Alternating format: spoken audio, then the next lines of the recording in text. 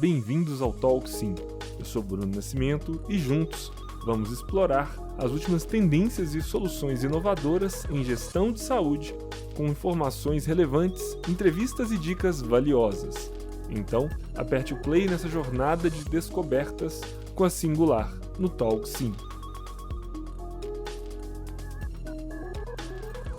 Olá, sejam bem-vindos a mais um Talk Sim. Eu sou Bruno Nascimento, gerente médico e head de inovação da Singular. Estou aqui com a minha co-host.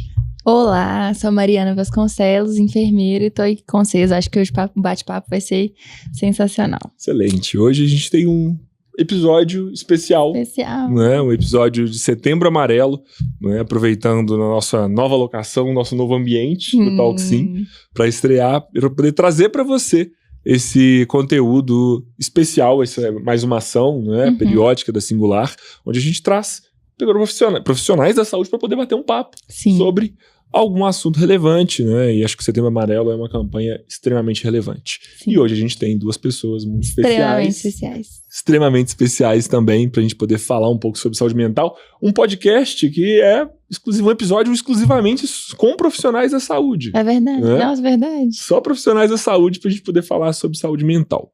Mas deixa eu apresentar eles, né? Hoje a gente tem o Dr. Luiz Eduardo Xavier, médico pela Universidade Federal de Ouro Preto, psiquiatra pelo Hospital Raul Soares, especialização em terapia cognitivo-comportamental pela PUC Paraná.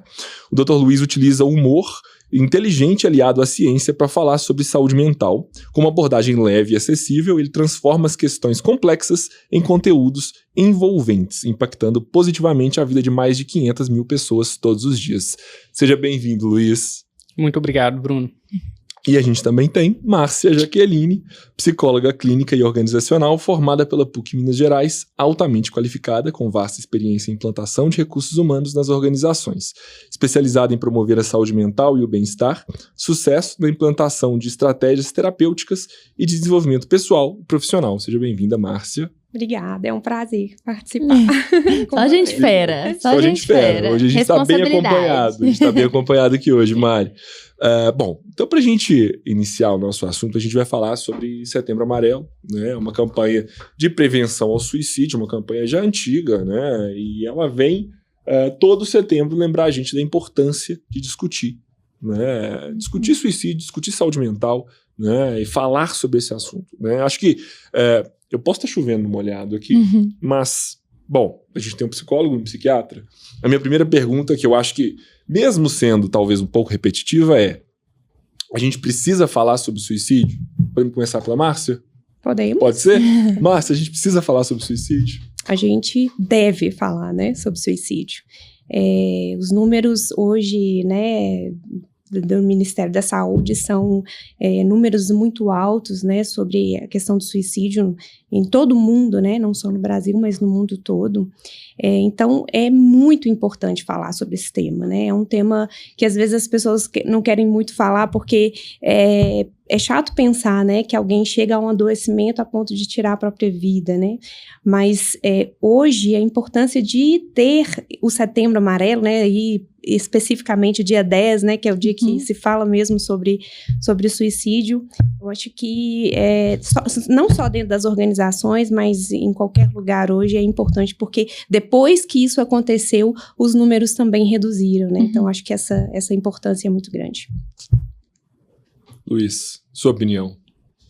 Como a Márcia colocou muito bem, é um assunto que envolve ainda um tabu muito grande, então falar sobre a morte e o luto de uma maneira geral, seja por suicídio ou não, ainda é um tema que deixa as pessoas ainda muito acanhadas. Muitas vezes aquela cultura de entender que falar sobre suicídio incentiva o suicídio, que na verdade é um grande mito, faz com que as pessoas ignorem ou deixem de tocar no assunto.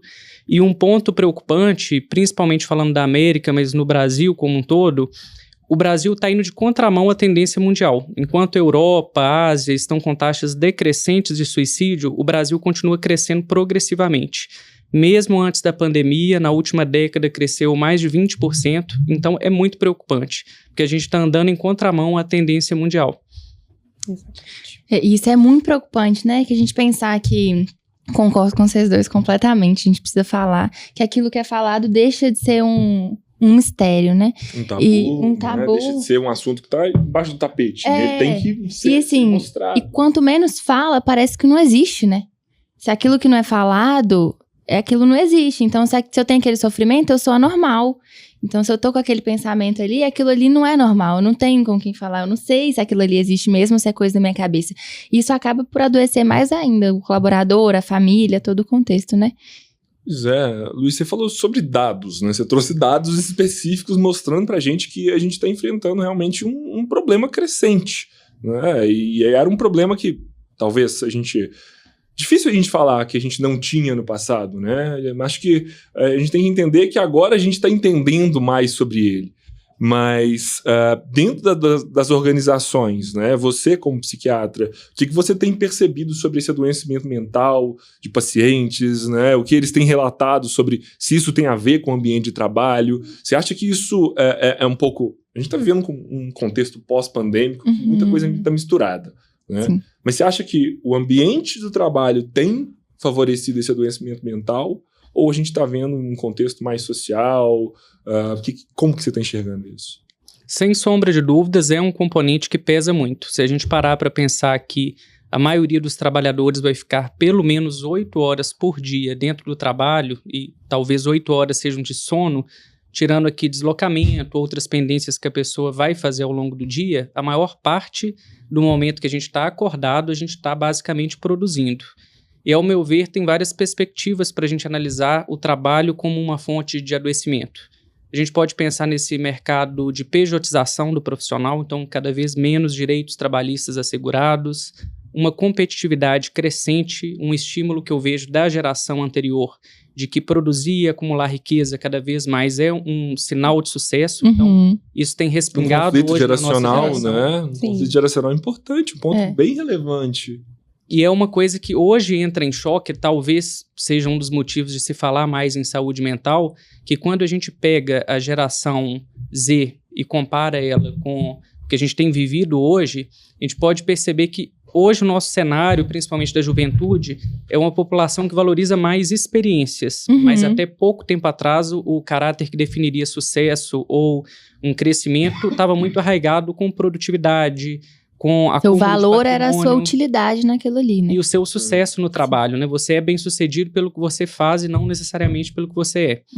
E aí, dentro do ambiente de trabalho, quando a gente pensa essas jornadas de trabalho muito rígidas, um aumento de competitividade, uma falta de espaço verde e outras características inerentes ao trabalho contemporâneo, o adoecimento mental ele vem junto, seja através de uma sobrecarga, propriamente talvez por um burnout, ou pelo agravamento de transtornos mentais prévios que esses trabalhadores podem ter, que vão ficar mais suscetíveis ao adoecimento com essa pressão de trabalho. Não. Sabe, vários insights, né? Vários. Eu queria só pegar um ponto que eu acho que a gente talvez seja um pouco negligenciado. Você falou uma coisa, Luiz, que me deixou muito preocupado, assim, área verde. Nossa, eu pensei exatamente isso. Área verde. Que quando foi a última vez que eu pisei num lugar... Qual foi a última vez que eu pisei num lugar de trabalho que tinha uma área verde? Que eu podia ver uma árvore. Nem da janela eu conseguia ver uma árvore. Cara, isso é muito impactante, né? A gente tá... Já quebraram as baias, pelo menos, né? Pelo menos conseguem ver o colega da frente, o colega do lado. Mas a área verde é tão impactante assim para a saúde mental, né? É uma coisa de louco, assim, você pensar que, poxa, acho que se a gente vai precisar trazer talvez um arquiteto pra gente falar sobre saúde mental do trabalhador aqui no dia. E isso é interessante porque a gente vê, principalmente depois da pandemia, que a gente foi obrigado a trabalhar de casa, né? Nos serviços que era possível isso, né? E a gente viu agora a qualidade de vida que a pessoa tem trabalhando remoto, que às vezes vai num café, e o café já é um ambiente diferente, ela já trabalha mais feliz, trabalha, né, produz mais, até ela fica menos cansada no final do dia. Nunca tinha atinado para isso, nossa. Por isso que existem algumas empresas mais disruptivas, no bom sentido da palavra, que prezam muito mais pelo resultado do que pelo engessamento de carga horária ou metas muito rígidas. Onde vai trabalhar, né? Qual é a sua baia, qual é a sua mesa. Exatamente. Nossa, poxa, muito legal. Márcia, você já percebeu isso também, de colocar o trabalhador num ambiente diferente, um ambiente verde? Sim. Eu tenho uma experiência muito, muito legal, que quando eu cheguei em uma das empresas do Grupo GD, que é a Turbo Brasil, que é uma empresa voltada exatamente para a área mecânica diesel. Nós estamos falando de mecânica, então o quadro, assim, mais de 80% masculino. Por mais que a empresa tinha, no fundo da empresa, uma mata fechada, dentro da empresa não tinha nenhum verde, não tinha nenhuma plantinha na empresa. Aquilo Vocês tinham uma mata, mas dentro nada. Paredes brancas. Isso, e aquilo me incomodou muito. Eu falei assim, gente, mas eu preciso de planta nesse lugar. E aí... Uma suculenta na minha mesa. Eu cheguei pra diretor e falei assim, olha, eu preciso comprar umas plantas. Ele falou, planta, Márcia? Eu falei, eu preciso colocar verde dentro dessa empresa. E aí saí comprando, fui numa floricultura, comprei umas plantas, coloquei no meio da produção, falei pros meninos, vocês cuidam da minha plantinha, não deixa ela morrer aqui dentro da produção, não. E também na área de RH.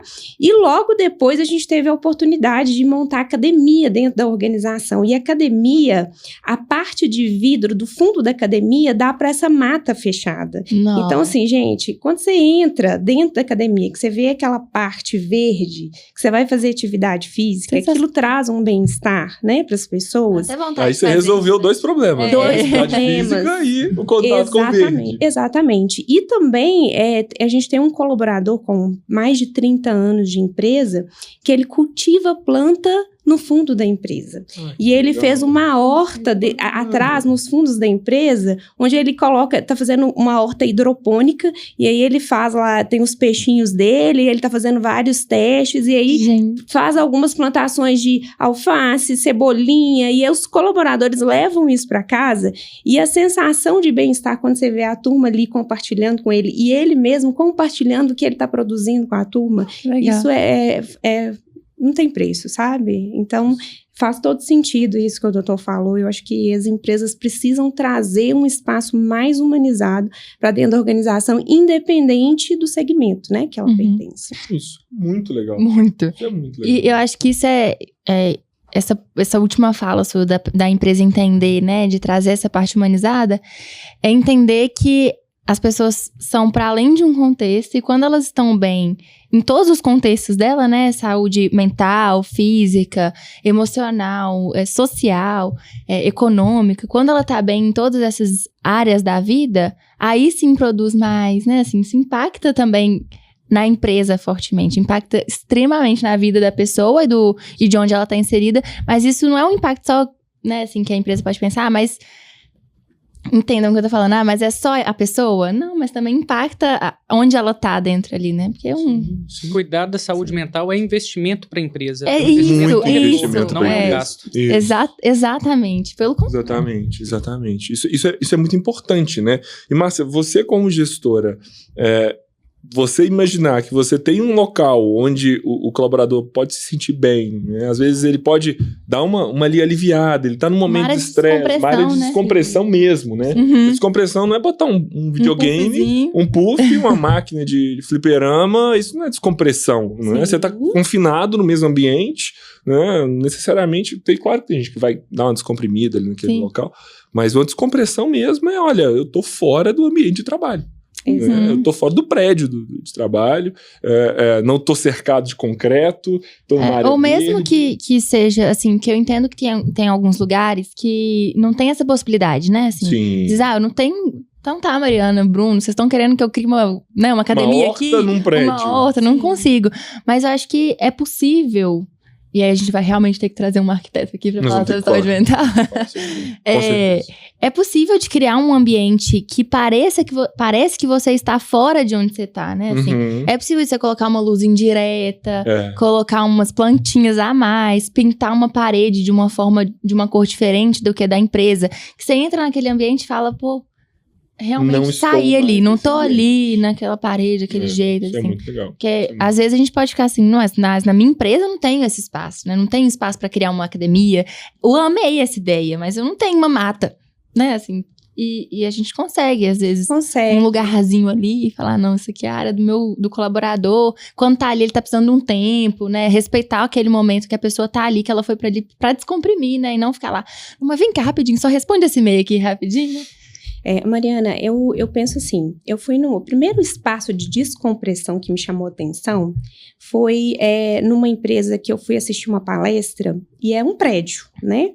E lá nesse prédio, eu cheguei num lugar para esperar o início da palestra, e eu vi que tinha um espaço diferente, né, um pouco colorido, com uma pia, com micro-ondas, tinha ali uma geladeira, né, como vocês têm na Singular, né, que eu já vi um espaço de descompressão lá. E eu achei muito interessante porque eu falei assim, poxa vida, um prédio onde eles conseguiram separar uma área com umas mesinhas diferentes, onde as pessoas podem sentar, fazer um lanche e bater um papo, né. Quando eu fui criar esse espaço de descompressão em uma das empresas do grupo, eu pensei assim, poxa, como que vai ser esse espaço? E aí eu pensei assim, gente, vou criar um espaço com uma mesa, com chá, com uma Alexa. Aí o pessoal falou assim, Márcia, mas nós estamos falando de um público masculino, eles vão sentar para tomar chá? Eu falei assim, eu acredito que vão. E aí criei aquele espaço pequeno, com uma mesinha diferente, com uma bancada, com uma caixinha cheia de chá de vários sabores, com uma chaleira elétrica. E aí, quando eu comecei a chegar assim no RH, Márcia, o chá tá acabando. Tá precisando pedir mais? Assim, poxa vida, olha que diferença que você fala assim, poxa, a pessoa tá saindo ali daquele momento ali de às vezes, um pouco de estresse, um pouco de cobrança no trabalho, né, maçante, e senta num espaço onde ela vai falar assim, eu vou tomar um chá aqui, que eu preciso, né, tirar aquela pressão da minha cabeça naquele momento. Então, é relevante demais isso, né? E é possível de ser feito, né, assim, adequar ao que tem. Márcia, você falou um pouco sobre essas adequações, mas falar sobre saúde mental, né, acho que a gente já percebeu um pouco disso, mas falar sobre saúde mental está no seu planejamento estratégico? Isso é parte do programa anual de você como gestora de pessoas? Sim, isso depende muito da organização, né? O Grupo GD, o planejamento estratégico, ele é construído por todas as áreas da empresa, não só pelos diretores. Então, todos os colaboradores de cada setor, o líder de cada setor, ele senta para ele fazer o planejamento estratégico a longo prazo, né? Que seria 3, 5 anos de planejamento estratégico. Quando a gente faz isso, o RH, ele ganha voz no momento que a gente vai falar de segurança psicológica e saúde mental. Então, está dentro do planejamento estratégico da empresa. Então, todo o investimento hoje que a organização atual que eu estou faz na área de pessoas, vai desde educação financeira para a família do colaborador, até o espaço da escuta, né? E até o resultado que a gente vê repercutir no clima organizacional e no sentimento de pertencer. Então, isso está tudo interligado, né? Se você tem uma organização que verdadeiramente está preocupado e sabe que se você tem um colaborador que ele está feliz no trabalho e que ele está executando as coisas com sentimento de pertencer, o resultado ele aparece. Ele aparece nos números, né? Ele aparece no turnover que reduz, ele aparece no absenteísmo que reduz. Então, hoje eu consigo presenciar isso. É lógico que depende do objetivo da organização. Sim. Né? Lá, graças a Deus, a gente consegue fazer parte integrante e principal do planejamento estratégico.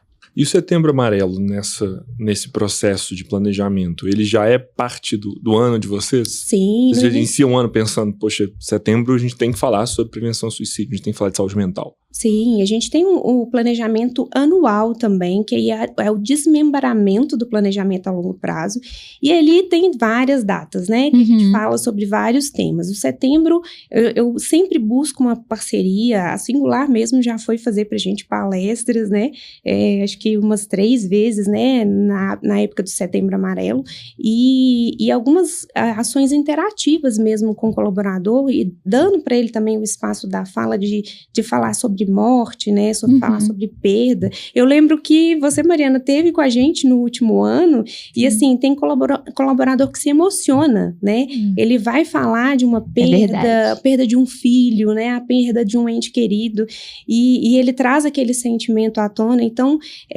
isso tá no nosso calendário, né? A gente prepara um calendário o ano todo, e o setembro, gente, eu como psicóloga não poderia nunca deixar faltar da organização esse tema, né? Então, é muito importante. Eu acho que a importância de estar num planejamento, seja a longo prazo, e aí desmembrando, né, aí a curto prazo de 1 ano, é de entender que à medida que você fala, você precisa de ter um espaço de acolhimento, né? Sim, então, você precisa estar preparado também para a resposta. Então, por exemplo, né, eu lembro, mas em várias outras empresas que a gente vai com ações, as pessoas às vezes choram, chegam pra gente, falam, e aí, como é que eu posso buscar por ajuda? A gente já teve vários resultados, né, assim, das pessoas procurando por ajuda depois, indo no psiquiatra, no psicólogo, e isso realmente acontece e a gente vê que isso impacta na empresa. Então, é importante você ter um planejamento, de entender que eu tô abrindo esse leque aqui, eu preciso de saber como conduzi-lo, né, assim, quem que vai procurar? Vai procurar a Márcia? Vai procurar a Joana, né, o Cláudio, assim, quem que vai,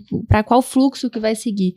E aí, você ter uma empresa estruturando isso a longo prazo, a gente vê que a pessoa vai conseguir ser acolhida, não vai ser uma ação em vão, né? Não vamos fazer o Setembro Amarelo porque é obrigatório de fazer o Setembro Amarelo. Não, nós vamos fazer porque é obrigatório também, mas principalmente porque a gente precisa falar sobre a morte, precisa falar sobre o luto, precisa de cuidar desse colaborador, precisa que ele entenda aquilo ali, e eu preciso de ver quem que tá doente também, porque às vezes a gente não consegue ter essa percepção, né? E às vezes em ações assim que a gente percebe.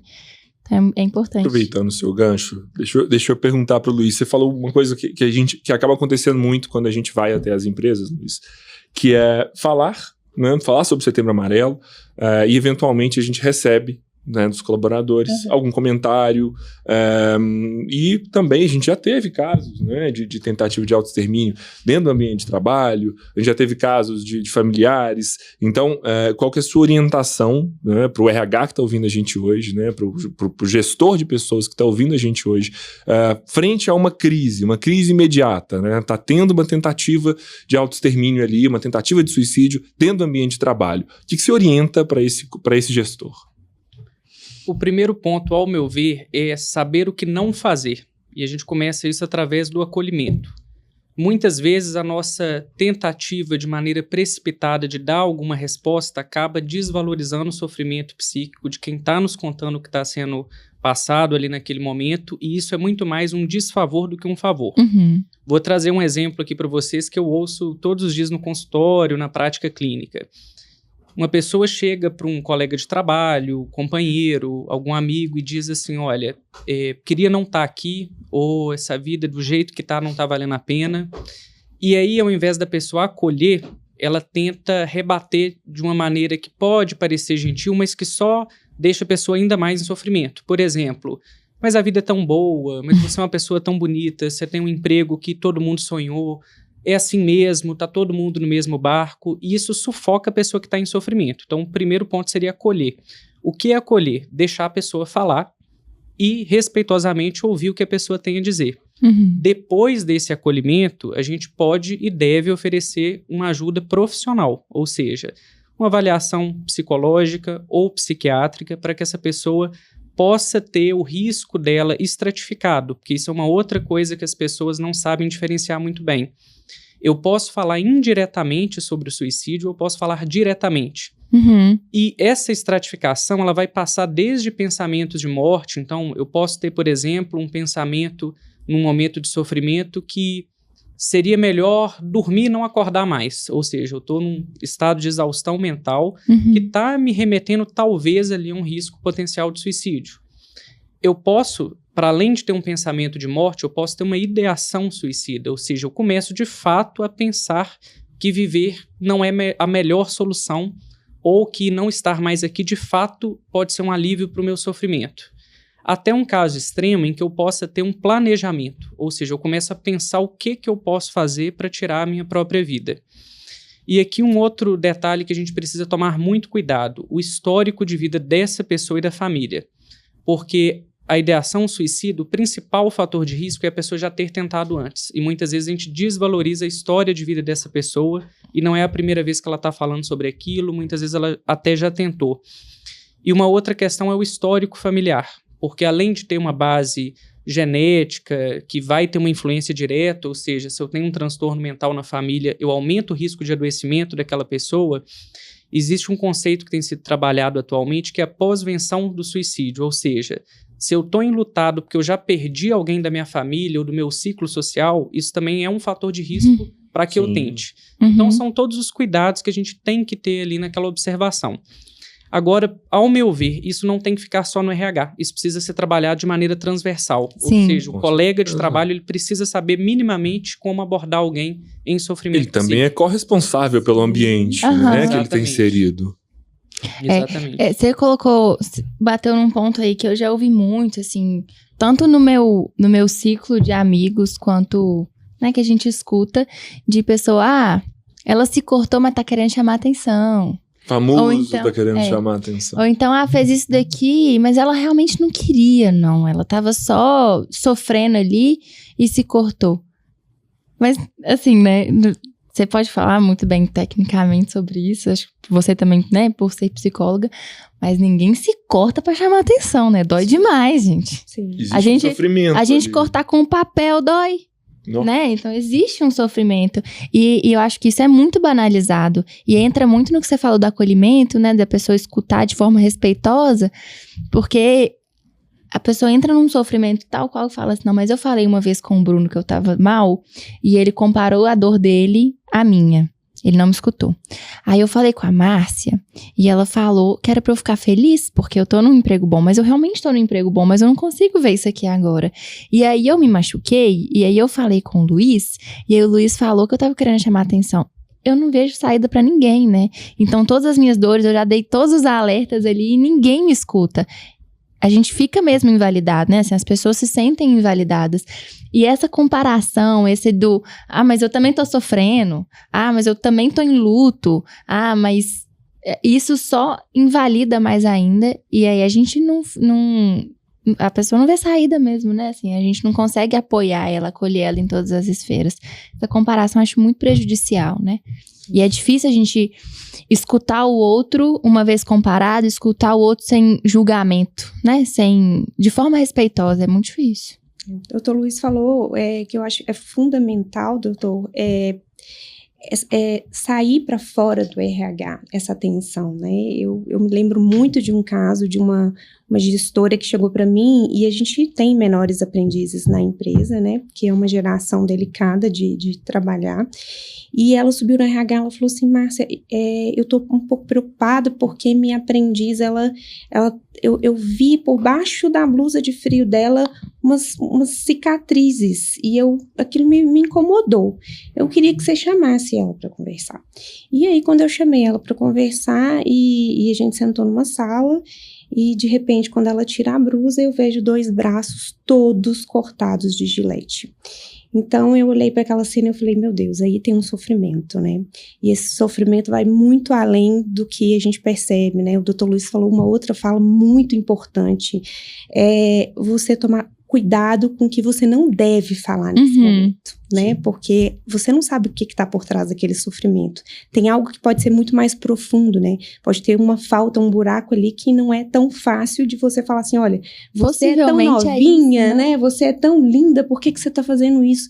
Não é sobre isso, né? Então, quando você chega, que tem um gestor que ele procura o recursos humanos e que ele fala assim, olha, minha preocupação é porque ele sabe que ali não é a instância dele e que alguém pode ajudar a agir. Então, acho que são 2 falas importantíssimas que o doutor trouxe pra gente. Eu queria só pontuar um detalhe que me incomoda em relação a automutilações, né, que são essas lesões produzidas no próprio corpo para tentar transferir a dor emocional para uma dor física, que isso chama atenção porque é físico e é um dos grandes estigmas da saúde mental. Existe uma frase bem provocativa que diz que se a depressão sangrasse, as pessoas se separariam mais. Sim. A gente não deveria esperar um sinal físico para preocupar com o sofrimento psíquico. Sim. Seja pelo fato de que não necessariamente uma automutilação significa uma ideação suicida. Aqui a gente tem que separar. Isso é um sinal de uma pessoa em sofrimento psíquico independente de um risco suicida ou não. porque a gente pode chamar essa situação de lesão para-suicida, ou seja, eu não tenho uma intenção de tirar a minha vida, mas eu quero transferir a dor emocional para a dor física para eu tentar regular aquela emoção, por mais que seja uma maneira muito sofrida de fazer isso. Mas a gente tem que pensar naquela pessoa que está mais isolada, que muitas vezes ela está indo trabalhar, ela está socializando, ela está se alimentando, tomando banho, se vestindo adequadamente, mas ela está dando sinais ali muito mais sutis de um sofrimento. Então, por isso que a escuta ativa ela é muito importante, porque muitas vezes vai ser nas entrelinhas da fala desse colaborador que a gente vai perceber que algo não vai bem. Não precisa esperar uma lesão física para isso chamar a atenção. Nossa. Legal. Acho que é um ponto muito, muito delicado, né? Falar sobre saúde mental é sempre cheio de estigma, sempre cheio de tabu, né? E todos os sinais e sintomas parecem que eles também ficam sobre essa mesma nuvem, onde a gente, às vezes, tem dificuldade de acessar, dificuldade de olhar dentro dessa névoa, assim, e falar assim, gente, o que está acontecendo aqui? Né? Dentro de um setor de gestão de pessoas, né, lidar com pessoas é complexo, né? Não são números, não são indicadores, né? Pessoas não são simples indicadores, elas são pessoas com sentimentos, com medos, com frustrações, né? E trazer essa leitura também é um pouco complexo, né? O Luiz falou muito sobre escuta, né? Acho que nas duas falas dele ele pontuou muito a escuta. E, de fato, a escuta é o primeiro ponto, né? É onde você vai ver, né? Não é necessariamente não só a escuta, mas observar, né, as pessoas, observar o seu time, né? Acho isso é muito importante. Márcia, um ponto que o Luiz falou sobre o time estar treinado, né? E talvez o Setembro Amarelo seja esse momento, né, de você falar assim, gente, vamos parar o que a gente está fazendo, vamos parar, olhar para o lado, olhar para o nosso colega, né? Na nossa campanha desse ano, a gente está falando de conexão, né? A gente está falando exatamente sobre esse ponto, né? A campanha da Singular desse ano, de 2024, de Setembro Amarelo, é sobre se conectar, né? Se conectar ao outro, se conectar ao colega de trabalho, se conectar ao seu familiar, se conectar a você mesmo, né? Para a gente poder começar a perceber esses detalhes, esses sinais, essas alterações, né? Você acha que hoje os colaboradores estão prontos para poder lidar com esse assunto, estão prontos para poder observar o seu colega, né? Os líderes estão prontos para observar seus liderados? Como que você vê esse ponto? Hoje a gente, dentro de uma organização, a forma com que lidar com esse assunto, né, é que faz a diferença entre os colaboradores e os gestores que estão ali liderando. Eu acredito que organizações que estão abertas a trazer palestras, a trazer ações, né, que envolvam esses temas, elas conseguem trazer uma liderança mais ativa, com uma escuta melhor, talvez não uma escuta de um psiquiatra, de um psicólogo, mas com percepções ali do comportamento do colaborador. Se existe esse espaço dentro da organização, existe sim pessoas que conseguem identificar. É muito interessante, todas as vezes que chega um gestor na minha sala, ou um colega de trabalho que está do lado do outro colega que fala assim, Márcia, fulano de tal não está bem hoje. Ele tá chorando, eu vi ele chorando no setor, ou eu vi ele chorando no banheiro, vi ele chorando na cozinha. Eu já tive várias vezes essa tentativa, né, de ajudar o colega que tá ali perto. Então, o espaço realmente da escuta dentro de uma organização e da comunicação clara, ela traz esse ambiente de cuidado do colega um com o outro, do gestor se preocupar, né? Isso pode ser que existem assim, organizações que não façam isso, né? Que isso não é minha prioridade, só a lucratividade mesmo é a prioridade. Mas quando você vê esse espaço, você vê a coisa acontecendo, sabe?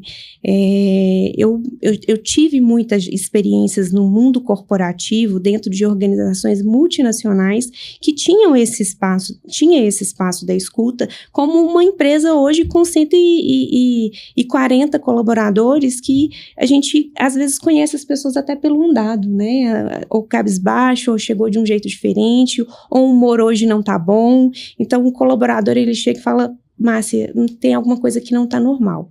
Então, quando existe, né, e isso parte da diretoria também, tá, gente? A diretoria, isso só é possível dentro de uma organização quando você tem diretores que estão abertos a entender que ali existem pessoas e não só máquinas, e que o resultado da organização, ele vem através das pessoas, e quanto mais saudáveis elas estiverem, maior é o resultado. Eu tenho o prazer de ter um diretor-presidente na minha empresa que é médico psiquiatra, né, por formação.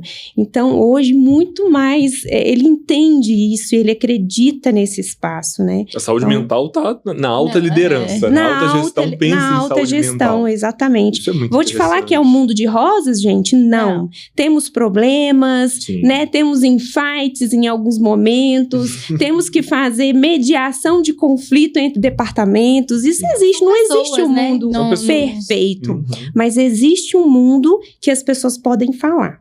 E não que as pessoas sejam reprimidas na fala, né? Então, eu acho que isso é fundamental, é saber se dentro dessa organização realmente essa escuta, ela é possível, né? E você fala, a sua fala vem hoje, como você falou lá no início da nossa conversa, seu ambiente de trabalho é majoritariamente masculino, né? E a gente tem um tabu muito grande de cuidado, saúde mental e saúde física com o homem, né? Então, você tá falando de um lugar de possibilidade de cuidar da saúde mental, e você fala disso ainda com um desafio a mais de falar sobre isso com homens, né? Sim. Que tem aquelas brincadeiras, né? Ah, você tá mal, você é fraco, você, né? Não homem pode não chora. Homem não chora e outras coisas. Então, é realmente possível, né? Desde que esteja enraizado, que seja uma prioridade, né? Faz parte da cultura, um ambiente seguro emocionalmente, né? Segurança psicológica. Acho que... Mari, quando a gente teve uma perda na organização por suicídio, eu fiquei um pouco assustada, porque veio de uma pessoa que eu não tinha percebido nenhum adoecimento mental nessa pessoa. E quando isso aconteceu, os colaboradores, eles foram muito no RH me perguntar se eu tinha percebido, porque eles falaram assim, Márcia, não dá para acreditar, eu não consigo entender, não era uma pessoa que demonstrava chegar ao ato, sabe? E aí, assim, a gente se sente impotente, principalmente enquanto psicólogo, né? Poxa vida, mas realmente eu não percebi. Onde, em algum momento, eu não vi que a pessoa precisava da ajuda, né? Nem sempre o colaborador, ele traz através da fala essa possibilidade, né, para dentro da organização. E às vezes quando acontece, realmente a gente fica, não tem muito mais o que fazer, né? É só o acolhimento da família mesmo. Então, mas existe um lugar ali onde poderia ter se percebido, aí quando você vai entender a fundo, que você vai conversar com a família, são pequenos detalhes, sabe? Falas muito pequenas, movimentos dentro da própria família que você poderia ter visto ali e ter levado a pessoa a olhar ajuda, sabe? Então, às vezes a própria família acionar a organização, sabe? Fala assim, olha, você tem um profissional aí da área e eu tô percebendo um comportamento diferente em casa. Atuar junto, né? Exato, atuar junto, sabe? Eu acho que isso é um programa que talvez, né, levar essa informação para a família através do que a gente está fazendo aqui agora, né? Que é esse momento. Isso pode acontecer, porque, gente, acho que uma grande parte, quando assusta, a pessoa já foi ao ato e você não fala, nossa, eu não percebi. Não sabia. Isso era até uma pergunta que eu ia fazer para vocês dois, assim, você leu minha mente. Porque, assim, às vezes é isso. Às vezes a pessoa mostra, às vezes a gente vê um comportamento diferente, às vezes ela se machuca, né? Dá sinais. Mas e quando não dá? Que aí eu já ouvi também gente falando assim, não, mas não tem como ajudar quem não quer ser ajudado.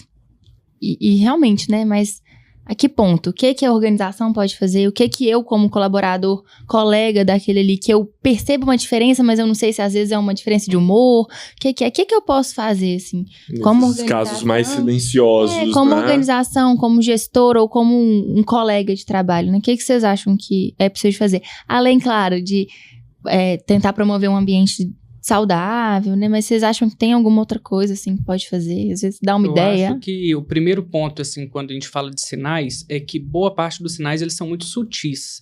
Claro que eles podem passar despercebidos, mas o que seriam sinais sutis? Primeiro, a gente pode pensar naqueles 3Ds lá da depressão, né? Desespero, desamparo, desesperança. Desses, o que mais chama atenção é a desesperança. Pessoas que estão num risco maior de ideação suicida ou de passagem ao ato, elas não têm muita perspectiva de futuro. Então, muitas vezes, são aquelas pessoas que começam a não falar muito sobre planos, projetos, futuro. Elas entram numa espécie de desesperança mesmo, como o próprio nome diz. Mas chega a ser uma apatia? Pode vir através de uma apatia, principalmente se a gente estiver falando de um quadro depressivo. Lembrando que a apatia não é deixar de sentir coisas tristes, é deixar de sentir coisas tristes e felizes. Então, é uma certa indiferença em relação à vida. Né? Exatamente. É como se o humor ele tivesse tão afetado que o ambiente não consegue mais afetar o meu humor. Então, é uma espécie de tanto faz. Nem positivamente, nem negativamente. Exatamente, nem positivamente, nem negativamente. Mas muitas vezes a fala dessa pessoa, ela vai ser vista de uma outra forma. Por exemplo, eu tô de saco cheio, eu queria não estar mais aqui, eu queria dormir e não acordar, eu não vejo projetos para o meu futuro, eu não consigo me imaginar ano que vem o que eu estou fazendo, com quem que eu estou. Então, existem formas indiretas da pessoa demonstrar um sofrimento psíquico. E aqui um ponto importante, 98% mais ou menos dos suicídios vêm de transtornos mentais. Então, quando a gente pensa a ideia assim, uma pessoa suicidou ou tentou suicídio, a exceção é ela não ter um transtorno mental. Então, olhar a fundo também, essa pessoa está demonstrando sinais de um sofrimento psíquico, busque ajuda profissional. Ela já está em tratamento, acompanhe enquanto amigo, familiar, se essa pessoa de fato está conseguindo seguir esse tratamento. E percebeu algum sinal de alarme, a gente pode simplesmente chegar ali do lado, falando aqui como uma pessoa que não fosse capacitada para isso, e perguntar como que essa pessoa está, mas com uma pergunta mais ampla, com paciência de ouvir. A gente tem uma estratificação em saúde mental que a gente vai aprofundando as perguntas de acordo com o que a pessoa vai me respondendo. Então eu poderia, por exemplo, se eu notei um sinal ali de alarme, perguntar primeiro de uma forma mais aberta, como que a pessoa está, como que ela está se sentindo, deixar ela expandir esse horizonte do que ela tem para dizer. Se você percebe ali naquela fala que ela está com esse conteúdo de desesperança ou de desamparo, você pode perguntar, por exemplo, em relação ao futuro dessa pessoa, quais são os planos, os projetos de vida dela, porque se ela estiver em desesperança, dificilmente ela vai falar de uma perspectiva de futuro. E quanto maior é o risco, mais a gente pode aprofundar a pergunta. Então, por exemplo, perguntar, olha, em algum momento você já sentiu que talvez seria melhor não estar aqui, ou que a vida não está com muito sentido, com muito propósito. A pessoa que está com uma ideação suicida, ela vê nessa abertura a possibilidade de falar sobre o sofrimento dela. Mas eu volto a dizer aquele termo-chave, né? Acolhimento. Acolhimento não é tentar intervir do tipo, não fique assim. Tá, me conta um pouco mais o que está acontecendo. Porque é a partir disso que a pessoa se abre. E assim, tô pensando agora como uma pessoa... eu não sou nada da saúde, não sou psicólogo, não sou psiquiatra, não sou médico, não sou nada. É importantíssimo isso que você falou, do acolhimento, porque à medida que você escuta, você pode falar, então, vamos junto procurar um psicólogo? Vamos junto procurar um psiquiatra? Porque às vezes a pessoa pode estar ouvindo a gente e falar assim, não, mas eu não vou saber fazer. Depois daqui eu falo o quê? Né? Mas foi legal o que ele falou, porque ele falou até algumas perguntas que você pode fazer numa conversa com um amigo. Sim, né? Você consegue, depois, entendendo ali, né, agora com sua orientação, a pessoa vai fazendo essa pergunta, tô num bar, que seja, entendi alguma coisa, mas para a pessoa não ficar com medo de perguntar, porque ela pode depois junto falar assim, então... O que você acha da gente procurar uma ajuda junto, né? Ou então chamar alguém, chamar o RH, chamar um psicólogo, falar assim, olha, eu acho que você precisa conversar com essa pessoa. Eu ouvi umas respostas que eu acho que aquilo não tá legal. E uma sugestão de abordagem, Bruno, nisso, poucas vezes a gente pergunta pra pessoa quem é o vínculo de confiança dela com quem a gente poderia compartilhar essa situação. Um dos erros mais precipitados que a gente pode cometer é já dizer, por exemplo, assim... Vou ligar para sua esposa, o seu marido, vou acionar aqui. A gente pode primeiro trazer assim, olha, tem alguém da sua confiança com quem a gente pode conversar sobre isso? Porque talvez a pessoa não se sinta aberta diretamente, por exemplo, a procurar o RH ou procurar a estrutura da empresa, Porque, infelizmente, por mais que esse seja o caminho ideal, ainda existe muito estigma. Sim. Desde coisas básicas. Quando eu atendo um paciente psiquiátrico, o que eu mais vejo é o paciente ter medo do CID. Com medo assim, mas e se a empresa souber que eu estou tratando um quadro de ansiedade? O CID vai cair no meu atestado. Exatamente. Então, talvez fazer uma pergunta um pouco mais aberta, do tipo, tem alguém que eu posso compartilhar o que você está me contando, ou que pode nos ajudar a buscar uma ajuda para você? Seja dentro da empresa, seja dentro da casa. Exatamente, porque é o que o profissional de saúde faz, que é o nosso contato de emergência, ou seja, se eu precisar acionar alguém, quem é a pessoa de confiança que você se sente aberto para isso? Porque criar uma rede de apoio é essencial. Senão eu faço um trabalho muito bonito dentro da empresa e na hora que a pessoa estiver ali na vida pessoal, em outros momentos, ela está desamparada. Isso é legal. Márcia, onde você já trabalha hoje, o cadastro da pessoa, vocês fazem uma pergunta assim? Se tiver... Porque geralmente vocês fazem como assim? A esposa, o marido, a mãe e tal? Ou pode ser livremente assim? A pessoa coloca o contato que ela achar. Contato de emergência. Sim, o contato é sempre o colaborador que passa, né? Como a Turbo Brasil é uma empresa, dentro da Turbo, uma empresa com 140 colaboradores, e eu fiquei lá, né, tô saindo lá 8 anos de empresa, você acaba tendo contato com a família, né, em alguns momentos, em eventos, e você cria uma conexão com as pessoas. Mas dentro do RH do sistema, a gente tem lá contato da família, né, esposa, ou mãe, o pai, a gente sempre tem contato dentro do sistema. Chegar nesse ponto, às vezes, que é um pouco complicado, como o doutor falou, às vezes a pessoa não se sente confortável de compartilhar isso com as pessoas próximas a ela. Sim. Assim como o contrário também. Eu já tive colaborador que me procurou e não se sentiu confortável de compartilhar comigo porque eu sou o RH da empresa.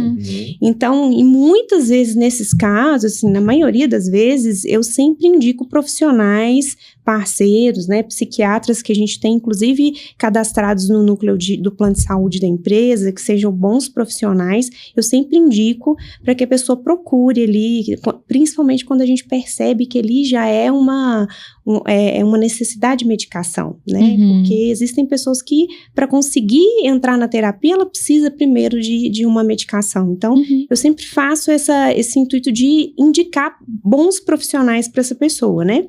Mas o contato com a família é importante para casos extremos, né, gente? Porque uma pessoa pode abandonar o posto de trabalho no meio do dia e você não saber para onde ela foi e alguém ter percebido alguma atitude diferente que você fala assim, poxa vida, eu preciso tomar uma providência, pelo menos entrar em contato com a família para saber onde essa pessoa foi, onde ela está, né?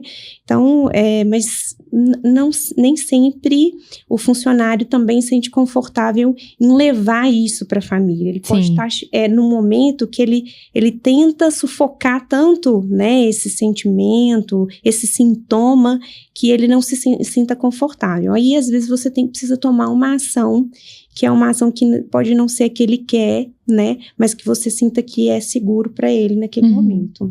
A gente conversou um pouco sobre prevenção, né, todo esse cuidado, como abordar, né, em momentos de prevenção.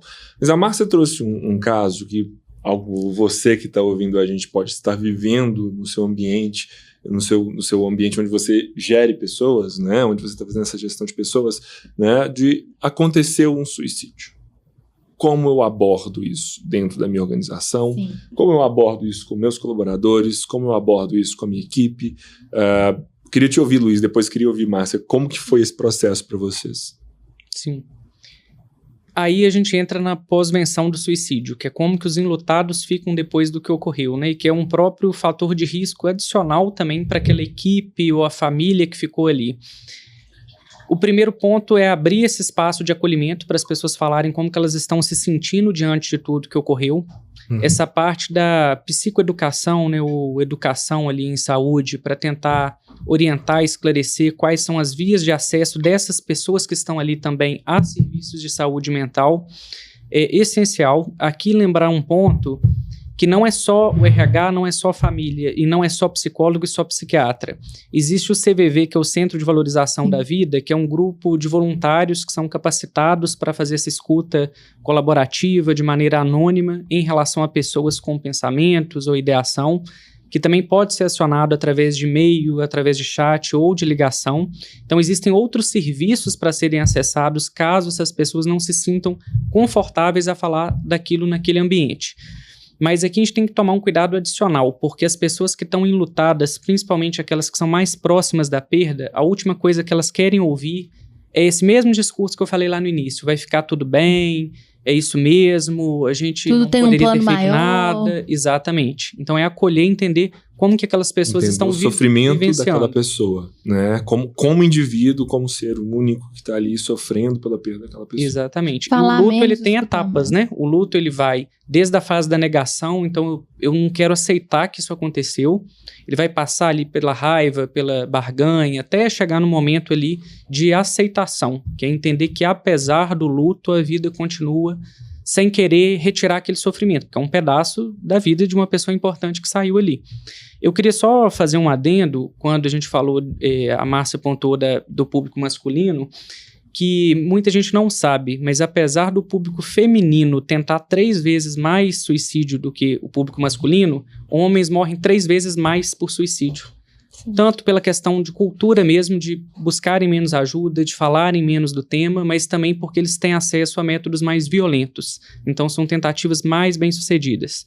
Então quando a gente fala aqui de incentivar a cultura de falar sobre saúde mental, esse cuidado tem que ser especialmente feito com homens, porque é um grupo que vai procurar voluntariamente saúde mental de uma forma muito menor do que as mulheres. E geralmente em momentos muito mais críticos. Né? Exatamente. Poxa, realmente, e cuidar da saúde masculina é um desafio, né? A gente vê isso nas empresas, de falar sobre isso. O Novembro Azul é um desafio também das empresas, de, poxa, como que eu vou abordar, né? E é uma questão, da talvez... saúde no ambiente masculino é muito difícil. Tanto que a expectativa de vida é bem menor entre homens. Sim, sim. Parte disso é com essa dificuldade de acessar o homem no seu íntimo, né? Sim. E existe essa dificuldade. Mas, Márcia, eu queria te ouvir também, assim, eu acho que é um case, apesar de um case negativo, né? Mas é um case que eu acho que é importante para quem possa viver, né? Para o gestor que está ouvindo a gente, que está ali pensando assim, poxa, mas o que acontece, né? Naquele momento? O que eu faço? O que eu tenho que fazer? Como que vocês abordaram essa situação? Eu já passei por essa situação em 3 organizações, tá? O último caso, né, que foi o mais recente, eu reuni toda a organização, né, porque foi uma coisa que mexeu com todo mundo, né, as pessoas, era uma pessoa querida, era uma pessoa benquista pelos colaboradores, então não tinha como não reunir toda a organização e falar do acolhimento com a família também, porque era uma família presente e uma das pessoas que perdeu ainda trabalhava na organização. Então, eu trouxe, né, para dentro da empresa um momento de chamar todo mundo e falar assim, olha, gente, realmente foi um ato, nós perdemos essa pessoa, e agora o que a gente precisa fazer é perguntar o menos possível para quem está envolvido, mais próximo, o porquê, né, tentar entender o porquê, a gente... tem que acolher no sentido de abraçar mesmo, sabe? De falar, olha, eu tô aqui, se você precisar falar, eu tô aqui, né? Mas não forçar uma fala, não forçar a pessoa a ficar falando, porque tem momento que ela não quer falar, né? Eu tive um caso numa organização que a pessoa virou para mim e falou comigo assim, eu estava presente ali em todo momento, inclusive quando eu cheguei na casa da pessoa, ainda a pessoa, né, que foi ao ato, o corpo ainda estava ali, nem tinha sido recolhido, e aí eu tentei acompanhar tudo o possível, porque eu vi que a família estava muito desorientada naquele momento, e teve um momento que ela olhou para mim e falou comigo assim, olha, você não precisa estar aqui, você está aqui por causa que a empresa mandou. Eu falei, não, eu não estou aqui porque a empresa mandou, eu estou aqui por você, pela sua família, né? Então, eu acho que a pessoa naquele momento de revolta, ela não quer ouvir, nossa, né? Sentiu como assim? Muito. Eu sinto muito. Não, eu simplesmente estou aqui, né? Eu estou aqui. O que você precisar, eu estou aqui. né? Então, esse respeito, né? Até onde a pessoa quer falar, até o momento que ela quer falar. Se ela quer falar. Isso. Foi isso que eu orientei todos os colaboradores, sabe? Gente, olha, se a pessoa quiser falar em algum momento, né? A gente tá aqui para acolher, não para ficar com achismo, né? Ou dando suposições. E vai chegar o momento que a pessoa vai querer ser abraçada e em algum momento que ela não vai querer ser abraçada. Sim. Então, é respeitar mesmo o luto, né, e deixar que venha naturalmente esses sentimentos, né, que vêm com o luto, né, acho que é isso. É uma reflexão muito importante, né, Márcia, do ponto a gente volta na escuta, né, entender o momento de escuta, entender se ela precisa ser verbal, né, ou se precisa ser uma escuta onde você está presencial ali, presenciando aquilo com a pessoa, vivendo aquilo com a pessoa e sendo um ombro, sendo ouvido se ela precisar, né? Bom, pessoal, acho que essa conversa é uma conversa para a vida, né? Extensa. Não só setembro, né? A gente não pode parar o cuidado com saúde mental em setembro. Acho que isso está mais que claro, né? Setembro é só o momento onde a gente concentra as nossas discussões, os nossos pensamentos, as nossas ações de promoção à saúde na singular também, né?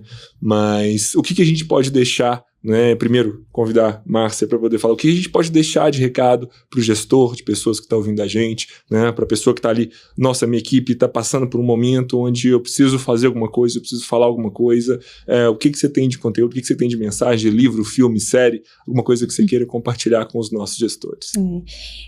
Eu quero muito compartilhar, gente, uma experiência que eu vivi recentemente, um treinamento que nós contratamos. Posso até falar da pessoa, porque ele é uma pessoa incrível, que é o Márcio Camargo. Ele utiliza a metodologia da Lego Series Play para tratar a liderança, né? Falar sobre liderança. E um dos momentos mais importantes que ele trouxe na fala dele é o papel de escuta do gestor.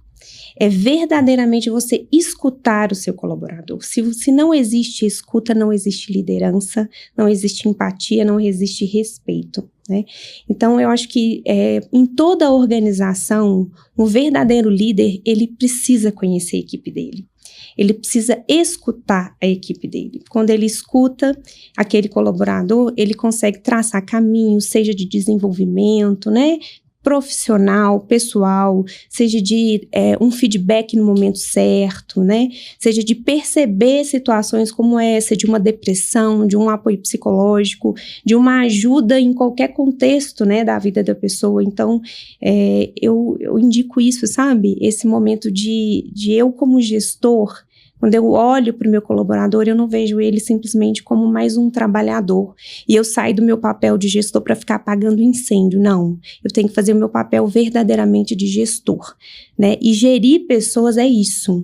É escutar, é lidar com os problemas do seu colaborador, é lidar com ser específico, especificidade de cada pessoa, cada um tem um jeito diferente, né?